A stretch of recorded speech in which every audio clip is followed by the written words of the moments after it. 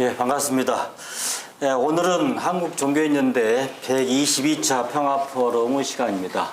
오늘 한국 사회 종교의 책임과 역할에 대해서 오늘 두 분의 발제자, 두 분의 토론자를 모셨습니다.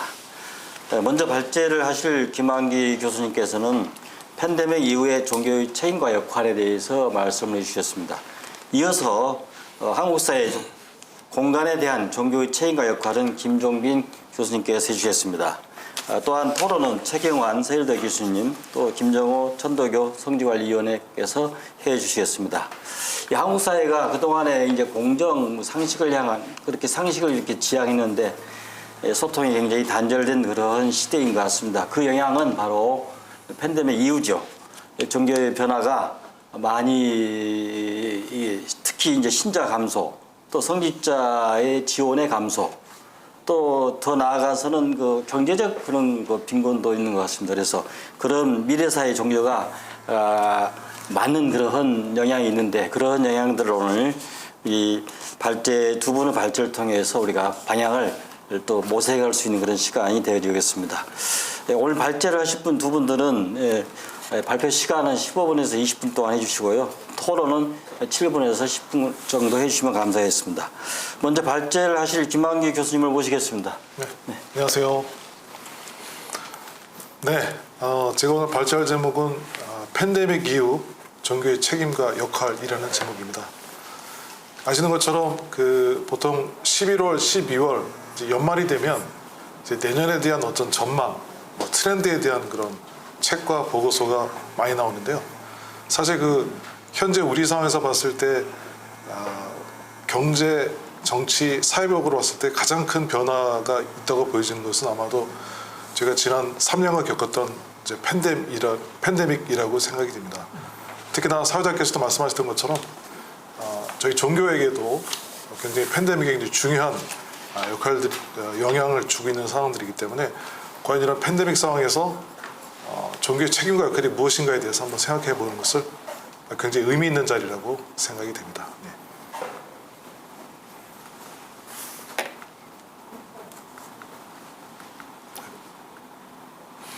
네, 다음 4가지 정도로 내용을 준비했습니다. 먼저 서론, 그리고 두 번째 종교의 사회적 역할, 세 번째 사회가 바라보는 종교의 모습, 네 번째 종교의 사회적 역할과 책임에 대해서 같이 생각해 보도록 하겠습니다. 먼저 서론입니다. 코로나19로 인한 사회 경제적 변화를 크게 세 가지로 볼 수가 있습니다. 첫 번째는 환경 파괴, 두 번째는 사회 경제적 양극화의 심화, 세 번째는 사회병리 현상의 증가인데요. 아시는 것처럼 코로나19가 저에게 온 것은 변종 바이러스 등장이 일상화되면서 환경 파괴와 지구 변화에 대한 이전과는 다르게 인식하게 되는 상황들이 됐고, 또 종교적 입장에서 보게 되면 무신주의가 초래한 환경 파괴가 이 코로나19를 의한 팬데믹을 초래하면서 이 성장 지상주의, 기존의 자본주의 체제에 대한 어떤 회의를 갖게 하는 그런 어떤 흐름들을 갖게 했습니다. 두 번째는 사회 경제적 양극화의 심화인데요. 국내 통계 자료에 의하면 이제 소득과 소비 모든 면에서 하락하고 있고, 동시에 소득 계층 간의 양극화가 심화되는 것으로 분석됩니다. 이와 같은 현상은 저희 국내뿐만 아니라 전 세계적으로 소득 격차의 심화, 직업의 불안정성, 국가 정체성의 훼손, 자유환경의 훼손 등의 여러 가지 사회 환경적 문제를 일으키면서 또 이 과정에 또 심각한 저출산과 고령화, 사회적 배제, 양극화 등의 문제들을 일으키고 있습니다. 세 번째는 국내에서 가장 큰 현상이라고 보여질 수 있는 사회 병리 현상의 증가입니다.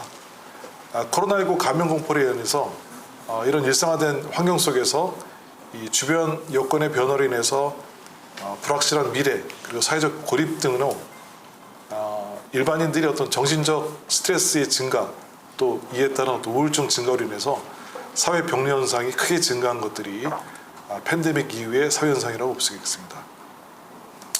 자, 그렇다면 이런 어떤 환경 변화 속에서 종교의 사회적 역할은 무엇인가에 대해서 한번 생각해 보도록 하겠습니다. 통상 이제 종교 사회학에서 종교의 사회적 역할을 크게 세 가지로 보고 있습니다. 첫 번째는 사회 통합의 기능입니다. 그래서 종교는 현존하는 사회 구조나 질서 자체를 기능적으로 유지해 나가는 데 있어서 필요한 행위의 기본을 만들어 사회 통합에 기여할 수 있다라는 것이 첫 번째 입장이고요. 두 번째는 사회 통제의 기능입니다. 종교는 개개인의 욕구나 욕망을 억제하고 공익을 우선시하며 그 사회 가치에서 일탈하는 행위를 억제하는 그러한 순기능을 가지고 있습니다. 세 번째는 사회 변화의 기능입니다. 사회 부조리와 모순, 또 경제적 불평등과 부정의, 정치적 부패와 타락에 대하여 날카롭게 표현하고 그 질서에 도전하면서 사회 변화를 촉구하기도 합니다. 그래서 종교의 역할과 책임에 대해서 이야기할 때 이런 종교 사회에서 얘기하는 이런 세 가지 역할에 대해서 한번 생각해 보도록 하겠습니다. 그런데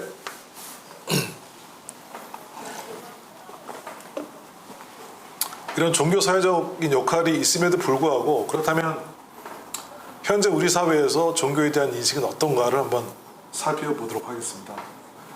한국갤럽연구소의 한국인의 종교조사에 의하면 비종교인들 대상으로 종교에 호감을 묻는 질문에 대해서 호감이 가는 종교가 없다는 응답이 2004년에는 33%였는데 10년이 지난 2014년에는 46%로 종교에 대한 비호감도가 크게 증가하는 현상을 볼 수가 있겠습니다. 두 번째는 기독교인의 신철운동이라는 기독교 시민단체가 한국교회 사회적 신뢰도 조사를 했었는데요.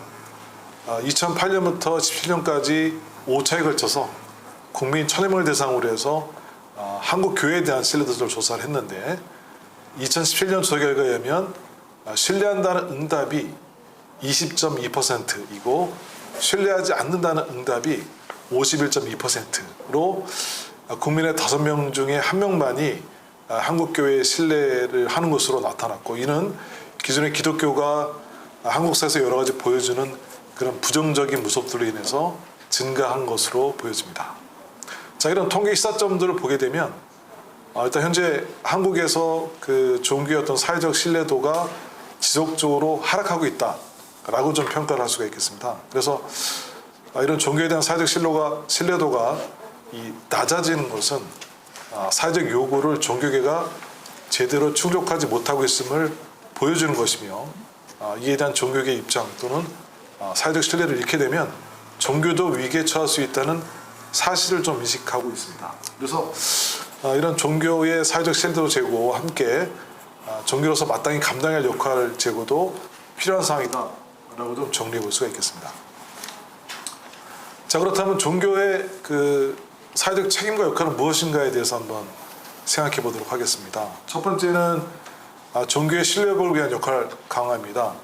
앞서 여러 통계를 통해서 보시는 것처럼 이 종교에 대한 사회적 신뢰도가 하락하고 있는데요. 이것을 위해서는 먼저 종교가 사회 내에서 신뢰 회복들을 좀 하는 것들이 좀 필요하고, 사실은 이런 한국 사회 여러 가지 문제와 갈등 이런 상황에서 사실은 이전에 종교가 원론적으로 이런 것들을 좀 해결하고 좀 화평케 하는 역할을 좀 해야 되는데, 이런 신뢰가 없는 집단에 이 화평케 하는 역할을 이제 주어질까 만무한 그런 상황들입니다. 따라서 종교의 신뢰성 회복을 위해서는 종교계가 하나 되는 모습과 함께 사회적 문제를 해결하는 데 있어서 적극적으로 나서서 또 종교의 책임과 역할을 다하는 등 이 범종교적 차원에서의 각고의 노력이 필요하다라고 좀 보여집니다.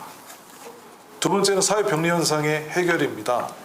현재 그 팬데믹 이후에 사람들이 겪고 있는 여러 가지 심리적인 문제는 상담 또는 정신과적 치료가 필요한 사안이긴 하지만 근본적으로는 종교를 통한 어떤 내적 치유가 해답이라고 좀 보여집니다. 그래서 종교는 그 본인의 역할에 충실하면서 팬데믹 이후에 피폐해진 사람들의 마음의 심과 상처에 대한 치유가 이룰 수 있도록 보다 다양한 종교 활동을 전개해야 할 것이라고 보여집니다. 이를 통해서 심리적 고통이 있는 사람들을 치유하면 물론 이런 역할들을 감당함으로 인해서 종교에 대한 사회적 신뢰도가 회복시킬 수 있는 그런 계기를 마련을 해야 될 것 같습니다.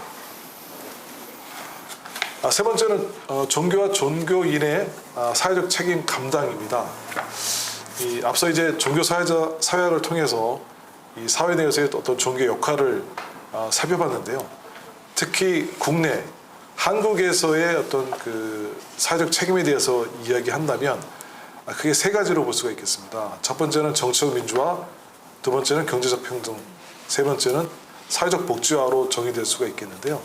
자, 이것은 원론적인 차원에서 지금 종교가 한국 사회 처한 현실을 인식하면서 우리 사회에서 소음과 빛의 역할을 감당하여 어떤 선한 영향을 드러낸 결과적으로 현재 종교에 대한 사회적 체계를 끌어올려야 하는 책임을 맡았다라고 좀 볼 수가 있겠습니다.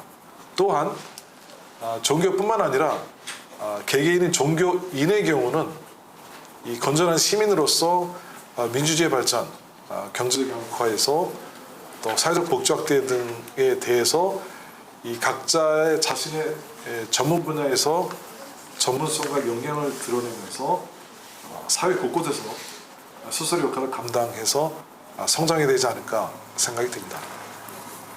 마지막 네 번째로 그 종교의 책임과 역할을 보게 되면 정치, 경제, 사회 등의 모든 영역에서 비전과 대안을 제시하는 역할을 해야 된다고 보입니다.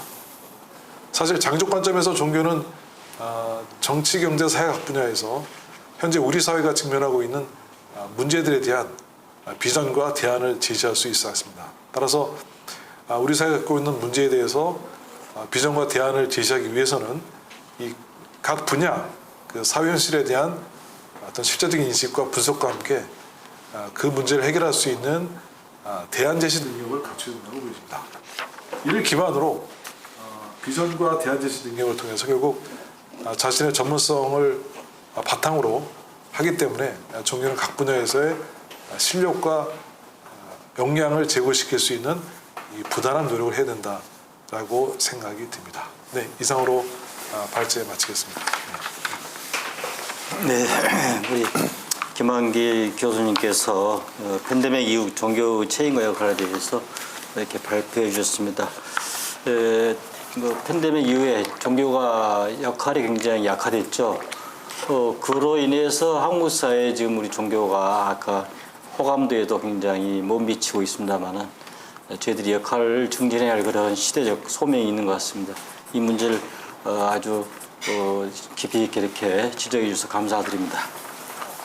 이어서 한국 사회 공간에 대한 종교 책임과 역할을 스페이스 앤 피플 대표이신 김종빈 대표님께서 해주시겠습니다.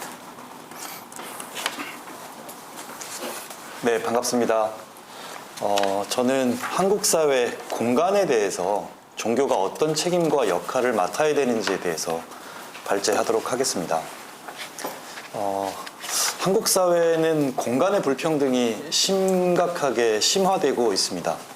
대한민국이 10명이 사는 마을이라고 가정했을 때 대략 한 6명 정도는 집이 있는 상태로 살고 있고요. 4명은 집이 없어서 집을 빌리고 있습니다. 그런데 대한민국의 주택 보급률은 102%, 즉 다시 말해 10명이 모두 다 한 채씩 나눠 가질 만큼 집은 넉넉히 보유되고 있습니다. 문제는 가진 자는 더 많이 갖고 없는 자는 빌려서 사는 양극화 현상이 심각하게 벌어지고 있습니다. 한동안은 집값이 뛰어서 문제였고요. 지금은 집값이 떨어져서 문제인 시대입니다. 대한민국 사회의 이런 불평등을 심화시키는 부동산 문제를 해결하려고 저희 회사는 2016년에 국토교통부로부터 시범사업을 받았고요. 그 시범사업은 협동조합형 공공지원 민간임대 주택이라고 불려지고 있습니다. 대한민국의 소위 말하는 그 주거지를 근간으로 하는 다양한 공동체 활동 혹은 사회주택들을 많이 만들어내고는 있었는데 현재까지, 그러니까 저희 회사가 만들기 전까지는 사회주택이 단독주택이거나 혹은 연립주택 형태, 그래서 전체 공동체 세대수가 약 20, 30세대 정도가 평균치였습니다. 그런데 어떤 사회적 가치를 확산하기 위해서는 소위 말하는 규모화가 좀 필요했고, 그런 관점에서 저희 회사가 추구하고 있는 가치를 마침 그때 당시 2016년에 국토교통부가 시범사업을 내겠다라고 정책적인 결정을 내려서 마침 그때 저희가 잘 기회가 맞닿아서 협동조합형 뉴스테이라고 불려졌고 지금은 이름이 바뀌어서 공공지원 민간임대주택이라고 불려지고 있는데 아파트를 개발하게 되었습니다. 사회주택에 아파트를 개발한 사례는 대한민국에서 처음입니다. 처음에는 사실 모두가 다 우려했습니다. 과연 경험이 없고 자본이 없는 사회적 기업이 아파트를 개발, 공급, 운영할 수 있을까에 대해서 정부라든지 혹은 건설사라든지 혹은 그 자본을 대는 금융회사에서도 여러 가지 우려들을 좀 많이 했었거든요. 그런데 저희는 그렇게 생각했습니다. 앞서 말씀드린 것처럼 주거 불안정 혹은 젠트리피케이션이라고 불려지는 부동산 문제들로 인해서 대한민국 사회는 사회적 관계망이 많이 해체되고 다양한 사회 문제들을 양상하고 야기시킵니다. 누구나 집은 필요합니다. 그런데 그 집을 얻는 비용이 상당히 과하다는 게 문제이고, 그리고 잘 사는 사람과 못 사는 사람이 서로 섞여 살지 않고 나뉘어 산다는 게 저는 문제라고 생각합니다. 한동안 그런 이야기들을 했었는데요. 그 어디에 사는지가 인격을 결정하지는 않습니다. 그런데 마치 지금 현대 사회는 어디에 사는지가 그 사람의 인격을 결정하는 것처럼 되어버렸습니다. 나는 강남에 살아, 나는 서울에 살아, 나는 지역에 살아. 이렇게 내가 사는 지역에 따라 그의 인격이 결정되는 것처럼 비춰지고 있죠. 저는 이런 것들이 문제라고 생각합니다.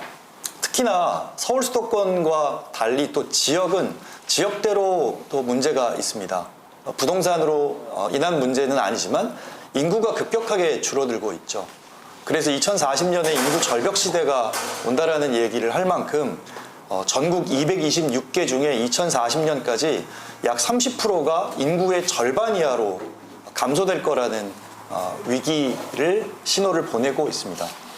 대한민국 사회는 공간에 대해서 그리고 인구에 대해서 모멘텀이 필요한 사회입니다. 그러면 어떻게 바꾸는 것이 좋을 것이냐? 저희는 그렇게 생각했습니다. 내가 사는 곳을 좋은 삶을 누릴 수 있는 것, 누릴 수 있는 곳, 그것이 좋은 주거지다라는 생각이 들었습니다. 근데 아이러니하게도 집을 살 때 소비자는 굉장히 불친절함을 겪고 있습니다. 차를 사거나 옷을 사거나 혹은 뭐 작은 소비를 할 때도 물건을 고를 수 있고 한번 입어볼 수 있고 자동차를 한번 타볼 수 있죠.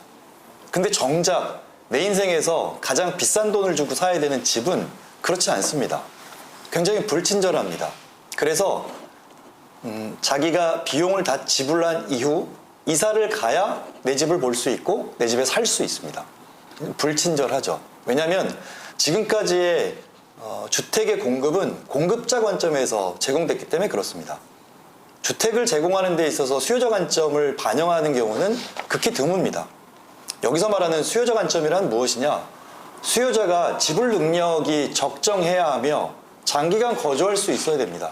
또한 내 집을 통해서 내 가족만 잘 사는 게 아니라 내 이웃과 함께 교류하고 소통할 수 있어야 되는데 그럴 수 있는 환경과 그럴 수 있는 주거지를 제공하지 않고 있었던 거죠. 왜냐하면 공급자 관점이기 때문에 그렇습니다. 그것이 정부이든 혹은 주택을 공급하는 영리회사이든 공급자 관점에서만 주택을 공급하기 때문에 수요자 관점을 수용하는 것이 지금까지는 쉽지 않은 구조였습니다. 그래서 저희 회사가 만들었던 아파트는 남양주 별내와 고양시 지축에 각각 500세대씩 1000세대 아파트를 개발, 공급, 운영했는데 공공의 택지와 공공의 자금을 활용했습니다. 그리고 협동조합을 만들었고 협동조합은 사회적 협동조합으로 만들었습니다. 각각 협동조합은 약 3천에서 4천만 원 정도의 출자금을 출자하였고 그 모여진 출자금을 갖고 전체 아파트의 지분의 30에서 35%의 지분권을 갖게끔 되었습니다. 말인즉슨 단순한 임차인을 넘어서 지분을 갖고 있는 주주된 입장으로 입장이 좀 바뀌어지고 입장이 더 커지고 확장되게 된 것이죠. 단순한 임차인과 임대인으로 양분되었던 부동산 시장에서 임차인이자 주주로서의 권한을 갖고 있는 임차인들은 장기간 거주할 수 있고 그리고 저렴한 비용으로 살 수 있고 거기에 더해서 저희가 제일 좀 강조했던 것이 커뮤니티인데요. 아파트라는 특성상, 아파트라는 물리적 공간의 특성상 옆집에 누가 사는지 몰라도 됩니다. 그런데 그게 전 문제라고 봤습니다. 옆집에 최소한 누가 사는지는 알아야 하고 내 아파트 단지에 나와 교류하고 관계 맺는 이웃이 있어야 좋은 공동체라는 생각이 들어서 저희 아파트는 입주 전부터 협동조합 조합원들과 다양한 활동들을 하면서 교류를 우선적으로 맺었습니다. 저희 아파트의 사진이고요. 다양한 활동들을 하고 있는데요. 저희가 만든 아파트를 일컬어 어포더블 하우징이라고 부르고 있습니다. 조금 전 말씀드렸던 저렴한 비용에 장기간 거주가 가능하며 커뮤니티가 존재해야 되는 것이 어포더블 하우징인데요. 그런 어포더블 하우징 아파트가 저희가 만든 아파트는 대략 국민평형이라고 불리는 방 3개, 화장실 2개, 거실 있는 84 타입 기준으로 보증금 2억 6,500에 월세는 10만 원입니다. 위치는 남양주와 고양시에 소재해 있죠. 보통 서울 수도권에 저 정도의 아파트를 전세로 구입하려면 한 보증금 6억에서 8억 정도는 돈을 내야 됩니다. 그런데 저희는 비교적 저렴한 가격에 8년 동안 안정적으로 거주할 수 있으며 이웃 간의 다양한 교류가 있기 때문에 사회적 가치와 경제적 가치를 동시에 내고 있다고 생각하고 있습니다. 저희 아파트의 입주자들의 과반 이상이 30, 40 세대 자녀를 두고 있는 가정이 많습니다. 그래서 아파트 입주자들의 집 문제, 공간에 대한 문제뿐만 아니라 공간으로 인해서 생기는 여러 가지 생활의 변화들이 있고 거기에는 장단이 있을 수 있는데 대표적으로 저희 아파트는 돌봄의 문제가 있었어요. 왜냐하면 입주자의 과반 이상이 자녀를 두고 있기 때문에. 그래서 아파트가 그걸 개별적인 문제로 치부하고 돌아보지 않는 것이 아니라 우리 공동체 전체 일원의 문제로 생각해보자라고 판단해서 저희 아파트는 마을 돌봄을 하고 있습니다. 물론 마을 돌봄에는 돈도 필요하고 공간도 필요하고 시간도 필요합니다. 그리고 전문 인력도 필요하고요. 그렇기 때문에 저희 아파트에 월세 10만 원에 사실 5만 원은 커뮤니티 사용료로 전액 쓰여지게 돼 있고 500세대가 5만 원씩 내게 됐을 때 월 단위로 2,400만 원, 연 단위로는 약 한 4억 정도의 커뮤니티 사용료가 모여지게 됩니다. 돈이 좀 부족하다고 판단했습니다. 그래서 아파트에서 유일하게 돈을 버는 상가가 편의점인데요. 그 편의점을 협동조합 조합원들이 직접 운영하는 구조로 만들었습니다. 그래서 편의점에서 나오는 수익 또한 연간 4천만 원 정도가 발생을 하고 있고요. 앞서 말한 커뮤니티 사용료와 편의점의 수익을 합쳐서 비용을 갖고 저희는 놀러온이라고 하는 마을 돌봄을 하고 있습니다.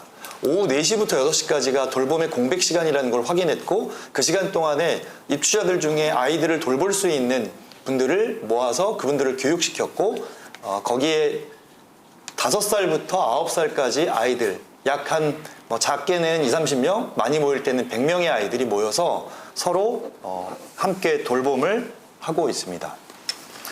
이렇듯 주거지에 살 수 있는 다양한 커뮤니티 활동을 베이스로 내 삶의 문제들을 많이 해결하고 있는데요. 그러기 위해서는 물리적인 공간들이 좀 확보가 필요했습니다. 저희는 아파트를 개발하는 공사 단계부터 입주자들의 의견을 수렴해서 그것을 잘 반영하려고 노력했는데 저희는 그걸 커뮤니티 디자인이라고 부르고 있습니다.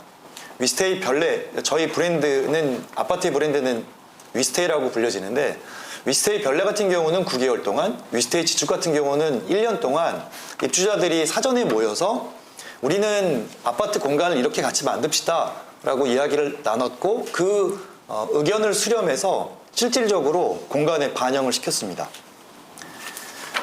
보시는 사진처럼 다목적 체육관, 헬스장, 동네 카페, 스튜디오, 책방, 창작소, 공유주방, 세탁소 등등의 다양한 부대복리설을 만들었고 이 공간을 통해서 입주자들은 다양한 공동체 활동을 전개하고 있습니다. 그 공동체 활동을 통해서 여러 가지 재미난 일들을 많이 하고 있는데요. 예를 들자면 그 공간에서 막걸리를 만드는 동아리 활동을 하기도 하고요. 목공 동아리를 또 하기도 하고요. 저희 마을에는 마을 밴드가 또 있기도 하고 조금 전에 말씀드렸던 그 마을 돌봄들도 있습니다. 대략 입주자의 30% 이상이 공동체 활동에 직접 참여하고 있고요. 팬데믹 상황에서는 그 예식장을 구하기 힘들었던 신혼부부가 있어서 저희 아파트 잔디광장에서 또 결혼식을 또 치르기도 했었고요. 이렇듯 다양한 커뮤니티 활동을 전개하고 있습니다. 저희 아파트가 보여주고 있는 하나의 단면 중에 오늘 이제 주제인 한국 사회의 종교가 공간에 대해서 어떤 책임과 역할을 맡아야 되는지를 말씀드리고 말씀을 맺을까 합니다. 종교는 다양한 공간을 갖고 있습니다. 그런데 그 공간이 종교인을 위한 공간으로 쓰여지고 있죠. 또한 저희 회사가 다양한 비영리기관 그리고 종교단체와 여러 가지 파트너십을 맺고 부동산 개발에 관련되어 있는 논의를 하고 있는데 종교단체가 갖고 있는 부지들, 좋은 땅들도 상당히 많다는 걸 최근에 좀 알 수 있었습니다. 아까 교수님께서 먼저 말씀하신 것처럼 종교가 갖고 있는 책임 중에 저는 다양한 책임 중에 경제적 평등 그리고 사회적 복지 이 두 가지 관점에서 종교가 가져야 되는 책임이 거기 있고 그것이 결국 공간을 누구에게 어떤 방식으로 제공하고 운영되며 나눌 것이냐가 핵심이라고 생각합니다. 그런 관점에서 더함이 앞서 저희 회사가 만들었던 아파트의 커뮤니티처럼 종교가 운영하는 공간에 사회적으로 필요한 커뮤니티를 제공할 수 있다면 저는 상당히 그 공간의 가치가 잘 쓰일 것이라고 생각합니다. 공간을 만드는 데 있어서 크게 세 가지가 필요합니다. 뭐가 필요하냐면 물리적인 공간이 필요합니다. 또 그 공간을 이용할 사람이 필요하고요. 공간을 개발할 돈이 필요합니다. 이 세 가지를 가지고 있어야 공간을 개발하고 운영할 수 있는데 공공은 아까 말씀드린 대로 공급자 관점을 갖고 있고 영리는 돈을 벌기 위해서 공간을 개발하고 있습니다. 저희처럼 사회적 목적으로 부동산을 개발하는 사회적 경제 주체와 종교기관이 함께 공익적 가치를 추구하기 위한 파트너가 된다면 저는 공간 개발에 있어서도 아주 올바른 가치가 제대로 펼쳐질 수 있을 거라고 생각하고 있습니다. 예, 이상 마치도록 하겠습니다.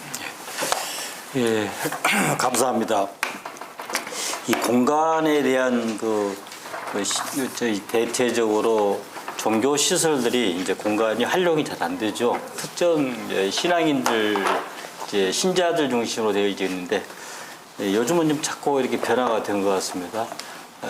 공간을 굉장히 개방하고 있어요. 그래서 이제 그런 개방을 할 때 어떤 콘텐츠가 들어야 할 것인가 그런 문제를 이렇게 지적해 주신 것 같습니다. 그래서 이제는 조금 전에도 지적했지만은 이 공익적 가치가 드러나는 그런 종교시설이 돼야만이 지역사회에 환영받지 그냥 건물만 우뚝 서 있다고 절대적으로 지역사회에 좋은 그런 면은 아니라고 생각이 되기 때문에 이번 특별히 김종빈 대표님께서 이 공간에 대한 종교의 책임과 역할에 대해서 이렇게 지적해서 너무 감사드립니다.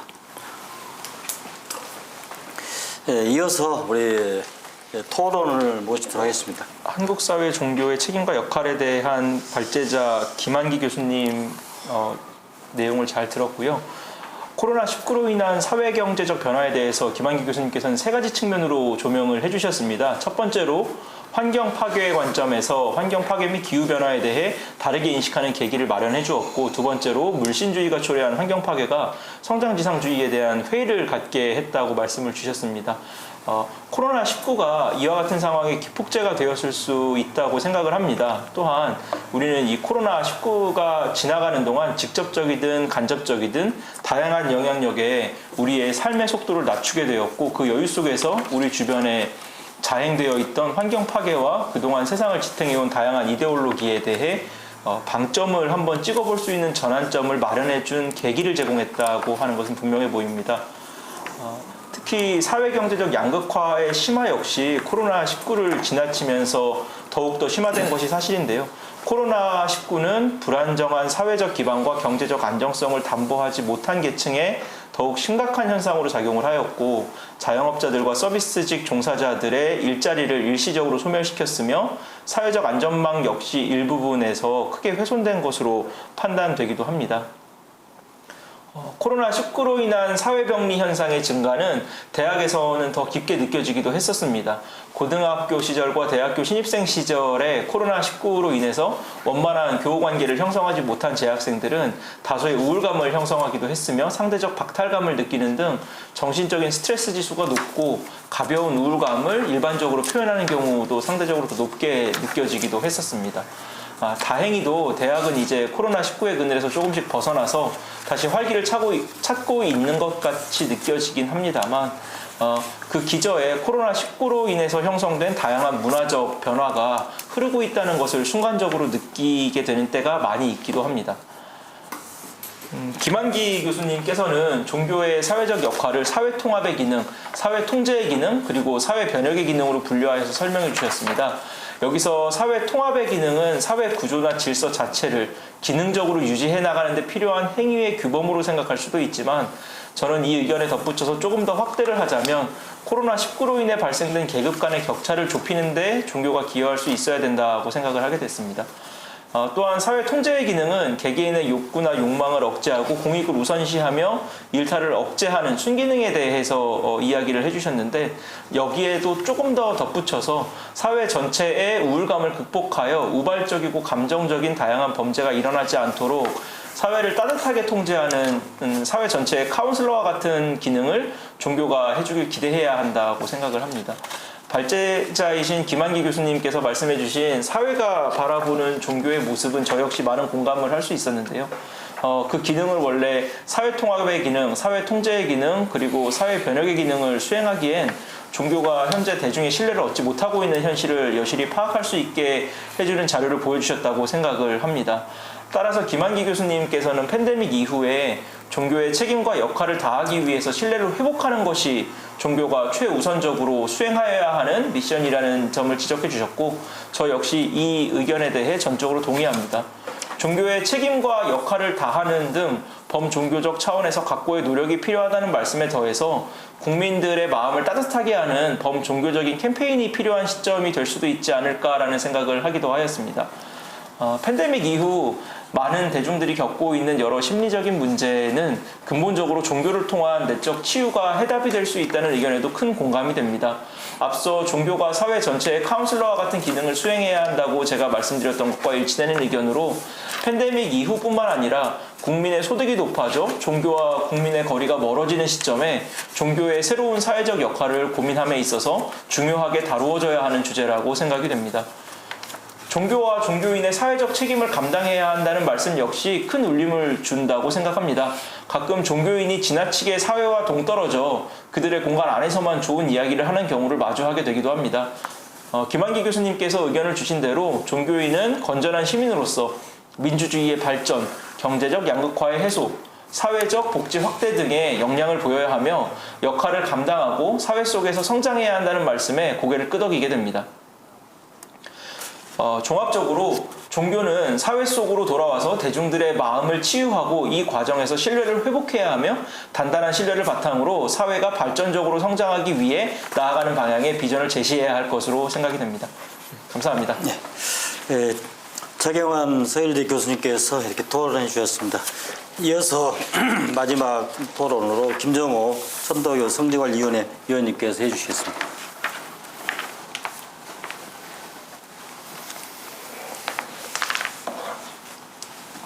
네. 고시원 안녕하십니까.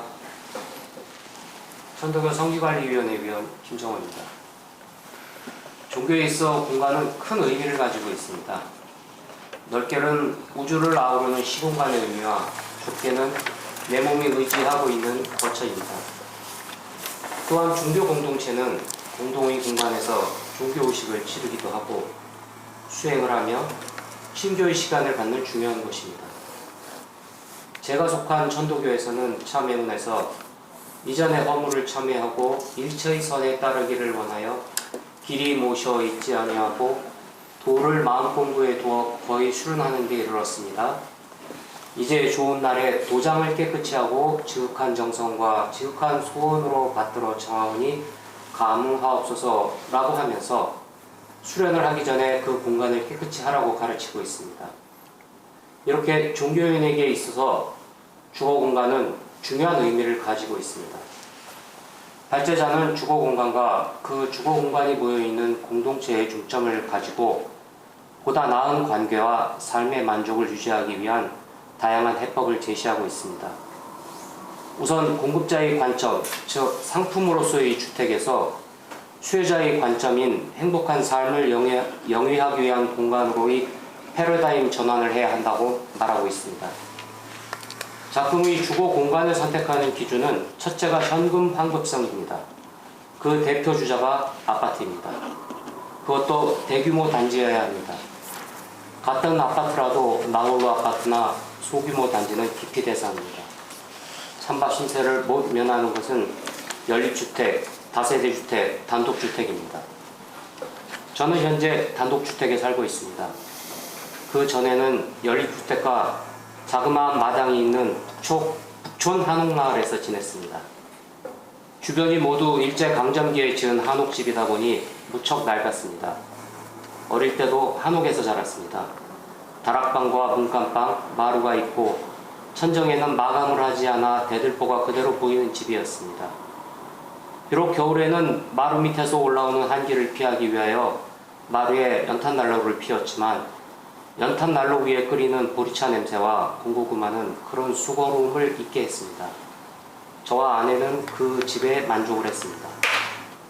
팬문을 열어놓고 마당에서 생선이나 고기를 구우면 퇴근해서 지나가던 동네 친한 주민이 자연스럽게 들어와 술 한잔하고 가는 그런 집이었습니다. 하지만 북촌 한옥마을이 유명해지면서 관광객들이 많아지고 곧이어 집주인의 전세 월세값 인상이라는 후폭풍이 닥치면서 이웃들은 하나둘씩 떠나가고 저희도 정든 집을 떠나 외곽에 있는 연립주택으로 이사를 가게 되었습니다. 이게 말로만 듣던 젠틀피케이션인가 봅니다. 사방이 창살로 막힌 연립주택 1층에 와보니 한동안은 우리에 갇힌 야생동물처럼 갑갑함을 느꼈지만 몇 년을 지내다 보니 적응하게 되었습니다. 그런 과정을 겪으면서 저 같은 종교인간에게 집이란 어떤 것이어야 하는지 좋은 가르침을 받았습니다. 또한 협동조합형 공공지원 민간임대주택을 제안하고 있는데 누가 어떻게 협동조합을 결성하고 관리하는지에 대해서 자세한 언급이 없어서 좀 궁금합니다. 저는 현재 문화 콘텐츠 유통 협동조합을 결성하여 종로 일대의 문화예술인들이 콘텐츠를 제작하여 유튜브를 비롯한 개인, 단체, 지자체 홍보에 도움을 주고 있습니다. 주식회사와 협동조합을 구분하는 차이점은 주식회사는 주식 보유수만큼의 의결권이 있지만 협동조합은 1인 1표의 동등한 자격을 부여하는 것입니다. 현재도 주민자치회를 통해 주거 공동체 내부의 의견 갈등을 조절하고 있는데 협동조합과는 어떤 차별성을 갖고 있나요? 협동조합은 정관을 마련하고 정관에 의거하여 운영하므로 유연성 면에서는 주민자치회보다 떨어진다고 생각합니다. 또한 다양한 커뮤니티 기반 정주 환경 조성을 내세우고 있습니다.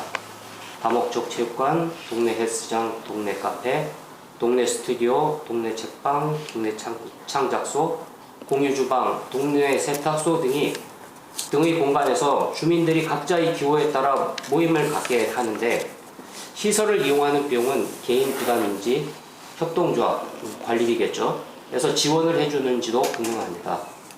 이러한 커뮤니티 기반의 공동체는 종교계에서 일찍 시작해왔습니다. 종교 취락이라는 용어로 불리우고 있습니다. 종교 취락은 사찰이나 교회의 종교시설을 중심으로 발달한 취락이며 신자나 참배 계획을 위한 상점, 여관, 음식점, 토산품점 등의 서비스업이 자리하고 있습니다. 그리고 종교단체에서 경영하는 교육, 문화, 스포츠, 후생복리 시설 등이 발달되어 규모가 큰 도시를 이루는 경우도 있습니다.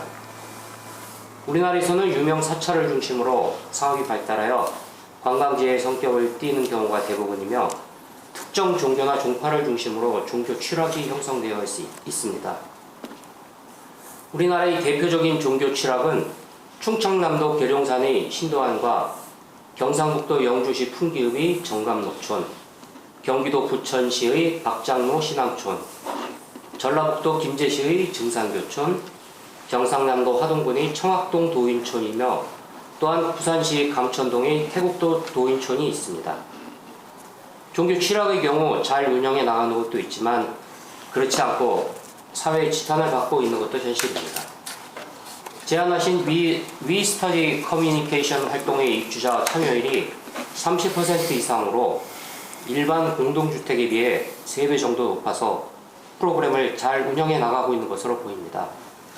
하지만 발제 내용 중에 종교 커뮤니티 내용이 종교가 가지고 있는 공간을 활용하는 것과 공익적 가치의 협력을 말씀하셨지만 좀 더 내부적으로 깊은 성찰이 좀 필요해 보인다고 생각합니다.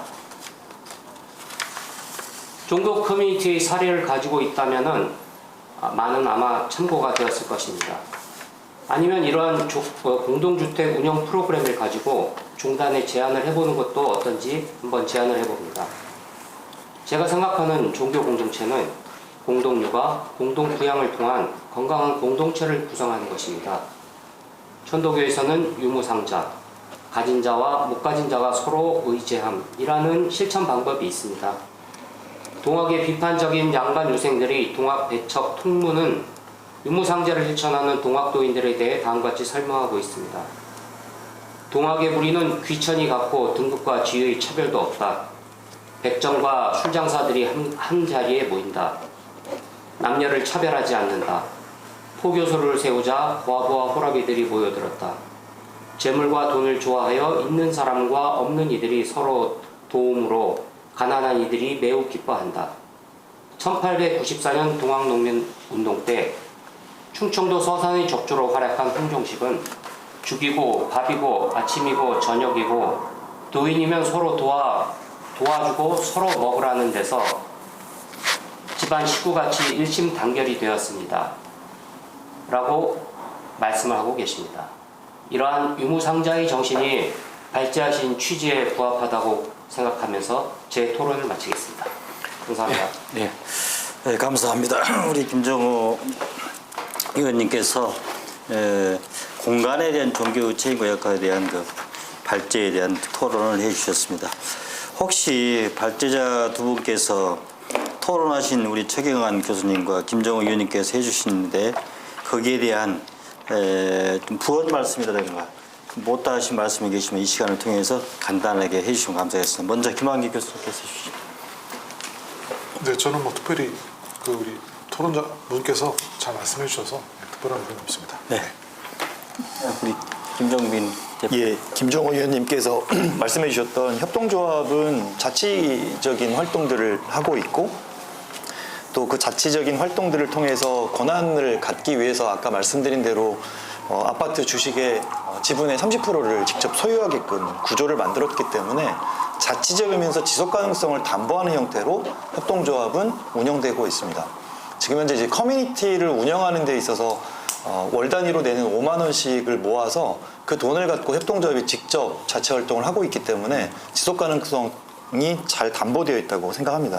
다만 한 가지 지적하셨던 아파트 내에서의 종교 추락 시설을 운영하기에는 사실 아파트는 적절한 공간은 아닙니다. 왜냐하면 다양한 종교인들이 모여 있기 때문에 그래서 사실 종교 시설을 만드는 거는 아파트하고는 좀 맞지는 않지만 종교인들이 기반이 돼서 주거공동체를 만들 수 있다고는 생각합니다. 그런 점에서 저는 부합되는 지점이 있다고 판단이 되어지고 그리고 종교인들이 먼저 좀 솔선수범해서 그런 류의 공동체의 일원으로서 섬기는 모습들이 보여진다면 공동체 활성화하는 데 큰 도움이 될 것이라고 생각이 좀 들었습니다.